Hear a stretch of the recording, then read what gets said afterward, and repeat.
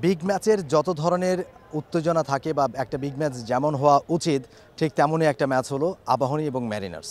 Mariner ইয়াংসের জন্য do or die match বলা হচ্ছিল এটাকে, কারণ মেরিনার ইয়াংসের প্রথম পর্বের যে লিগ পর্বের যে 10টা ম্যাচ তারা খেলেছে সেখানে তাদের খুব একটা ভালো সময় তারা কাটেনি। গতবার তারা যেভাবে করে শুরু করেছিল এবং গতবার তারা কিন্তু লিগ জিতেছে, আবাহনীকে হারিয়ে তারা লিগ চ্যাম্পিয়ন হয়েছিল, কিন্তু এবারে সেই প্রত্যাশাটা তারা পূরণ করতে পারেনি প্রথম পর্বের খেলায়।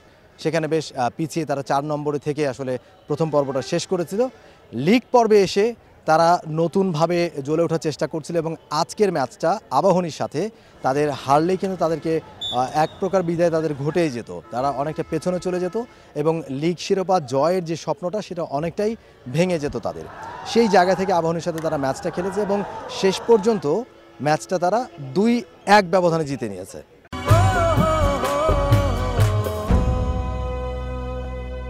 প্রথম পর্বে যে 10টা ম্যাচ খেলেছে সেখানে আবাহনী কারোর সাথে ম্যাচ হারেনি, একমাত্র শেষ ম্যাচে এসে 10 নম্বর ম্যাচে এসে মেরিনার্সের কাছে তাদেরকে ম্যাচটা হারতে হয়েছে এবং আবাহনীর যেন মেরিনার্সের কাছে হারার একটা অভ্যাসে পরিণত হচ্ছে। আমরা সেটা দেখলাম প্রথম পর্বের ম্যাচেও তারা মেরিনার্সের কাছে হেরেছে, দ্বিতীয় পর্বের ম্যাচেও তারা একই ব্যবধানে 2-1 ব্যবধানেই মেরিনার্সের কাছেই হারলো।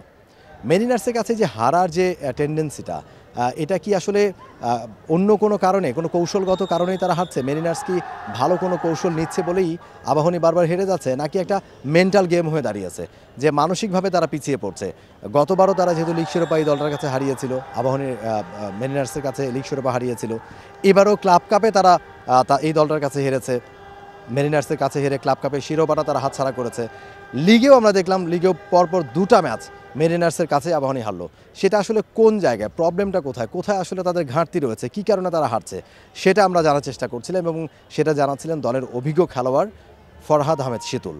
আমাদের একটা সমস্যা দেখা গেল মানসিকভাবে একটা আছে যে আমরা ক্লাব কাপে ওদের সঙ্গে হারছিলাম, যে আমাদের ইচ্ছে ছিল লিগে ইনশাল্লাহ আমরা সেটার প্রতিশোধটা নেওয়ার চেষ্টা করব, দ্বিতীয় এফোর্ট দিয়ে খেলার চেষ্টা করব, আসলে সেটা হয় না। আর আরেকটা সমস্যা হলো দেখা গেল আমাদের ফরেন প্লেয়ার যেগুলো আছে আমাদের অহরহ অনেকে আসতে পারছে যাচ্ছে, এই কন্টিনিউয়াসলি না থাকাটাও একটা আমাদের জন্য বড় কারণ বলে আমি মনে করি।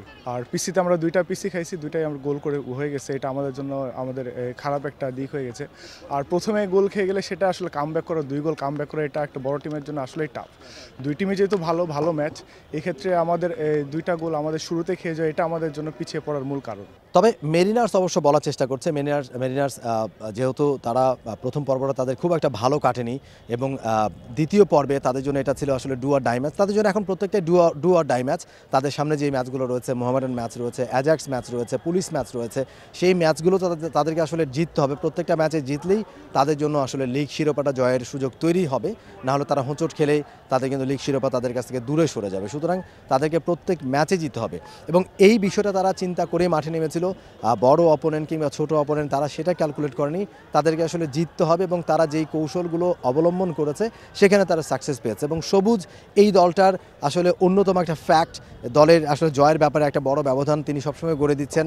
এত বেশি গোল করছেন সবুজ, এখন পর্যন্ত তিনি খেলেছেন আজকে সব 12টা ম্যাচ খেলেন এবারে লিগে এবং তিনি 31 গোল করে ফেলেছেন। 40 গোল করলে 29 বছরে যে রেকর্ড যেটা রয়েছে রফিকুল ইসলাম কামাল, তিনি উষার হয়ে 1995 সালে 40 গোল করে হাইয়েস্ট গোল স্কোরার এখন পর্যন্ত লিগের তিনি রয়েছেন। তাকে সরিয়ে সবুজ হয়তো ওই জায়গাটা দখল করতে পারবেন, সেই রকম একটা জায়গায় তিনি পৌঁছাচ্ছেন। আজকে তিনি 31টা গোল করে ফেলেছেন আর 3টা ম্যাচ বাকি রয়েছে এবারে লিগের। দেখা যাক সবুজ আসলে কত গোল করতে পারেন। তবে আসলে এই দলটা যেটা বলার চেষ্টা করেছিল, তারা যেই উপায়গুলো অবলম্বন করেছেন, সবুজ তাদের একটা বড় শক্তি এবং বাদবাকি কোচ যেই পরিকল্পনা তাদের দিয়েছিল সেগুলোকে তারা এক্সিকিউট করতে পেরেছে ঠিকঠাক মতো এবং শেষ পর্যন্ত তারা আবাহনীর বিপক্ষে আরও একটা সাকসেস তুলে নিয়েছে।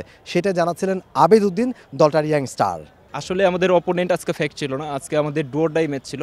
কারণ আজকে যদি আমরা কোনোভাবে যদি ড্র অথবা লুজ করতাম তাহলে আমরা টুর্নামেন্ট থেকে টোটালি আউট হয়ে যেতাম। এখন স্যার থেকে শুরু করে আমাদের অফিসিয়াল প্রত্যেকটা জন প্রতিটা সময় আমাদের মোটিভেট করছে এইভাবে যে আজকের ম্যাচটা ডু অর ডাই, আমরা ইনশাল্লাহ ভালো করে জিতবই, আর কোনো অপশনই ছিল না আমাদের। আল্লাহর রহমতে আমরা জিতছি।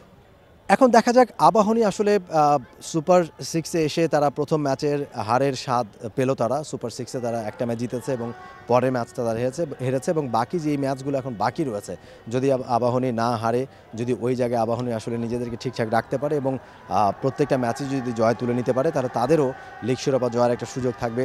তারা কিন্তু প্রথম পর্বে প্রথম 9 ম্যাচে তারা টপেই ছিল, শেষ ম্যাচটা এসে তারা মেরিনার্সের কাছে হেরেছে এবং মেরিনার্সও তারাও কিন্তু সেই পেয়ে ফিরেছে। প্রথম পর্বে তারা খুব একটা ভালো খেলতে পারেনি, শেষ দিকে এসে তারা ভালো খেলেছে এবং শেষ পর্যন্ত দ্বিতীয় পর্বে অর্থাৎ সুপার সিক্সেও তারা কিন্তু ভালো করছে, আবাহনীকে হারিয়ে দিয়েছে। এখন আসলে যত সময় গড়াচ্ছে তত বেশি আসলে টাফ হয়ে যাচ্ছে, তত বেশি কম্পিটিশন বেড়ে যাচ্ছে। দেখা যাক শেষ পর্যন্ত আসলে লিগ শিরোপাটা কাদের হাতে ওঠে। টানা দ্বিতীয় লিগ শিরোপা জিততে পারবে মেরিনার্স, নাকি আবাহনী ওই জায়গায় আসলে তাদেরকে সরিয়ে দিয়ে গতবার হারের যেই ক্ষত তাদের তৈরি হয়েছে বা যে দুঃখ তৈরি হয়েছে সেটা তারা ভুলতে পারে কিনা। Mominur Rohan, T Sports, Maulana Bhasani hockey stadium, Dhaka. For more updates, subscribe to our YouTube channel and click on the bell icon. Follow us on Facebook and Instagram. Download T Sports app to enjoy exciting games and highlights. Visit tsports.com.